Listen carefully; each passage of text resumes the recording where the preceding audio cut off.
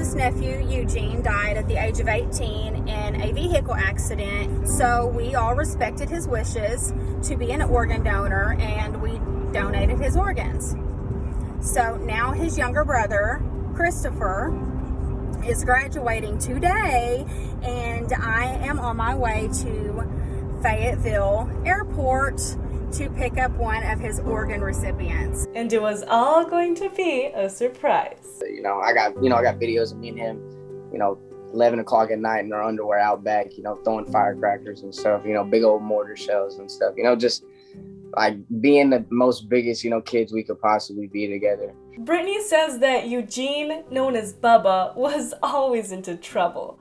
But there was something else that he always did too. He never left without telling you how much he loved you, and he never left without hugging your neck and saying, I love you. And we tell him, be careful.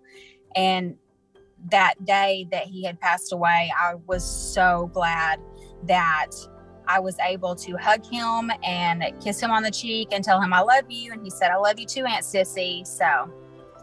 And with graduation coming up, Chris was missing his brother a little extra. He was kind of just really having a hard time with it. Because Eugene didn't get to walk across the stage his graduation year due to COVID. He said, I think I'm going to take Bubba's picture with me across the stage so he gets to graduate too. So Brittany got in touch with the only organ recipient the family knew of. They had never even met before. It was like, say no more. You don't have to say, I'm there. I'm coming, and don't tell nobody, but I'm coming. For me, that was the least that I could give his brother, his best friend, is to have a representation of his brother there present. Even if he couldn't be there in body, within me, he was there in spirits. And when they finally made it to Chris's graduation, all I can remember is I first looked up and I seen her green shirt that said, I wear this for Bubba, right? Mm-hmm. And instantly, there was no hesitation, no thought, no nothing. It was instantly, I knew who it was.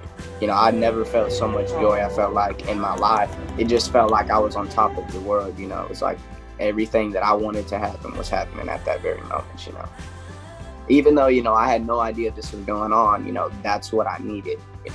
Even though I didn't think I needed it or I didn't know, that's what I needed. And from it happening, it showed, It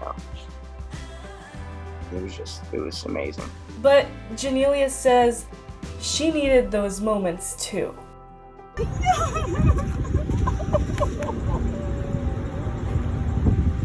And just being surrounded by his family and just hearing his stories, I'm like, okay, Bubba, we good. We're good. I know where you came from. I know, you were loved. Good. We're going to do this thing together. You're going to help me to extend, and I'm going to keep you alive. And does that even in the little ways, like riding roller coasters. And I always reference him whenever I'm doing something. I say, well, I don't know if Bubba likes roller coasters, but he gonna ride one today, Getting out of bed. The days that I don't want to get up, I think about the fact that he can't get up and I get up anyway. Or even eating Skittles.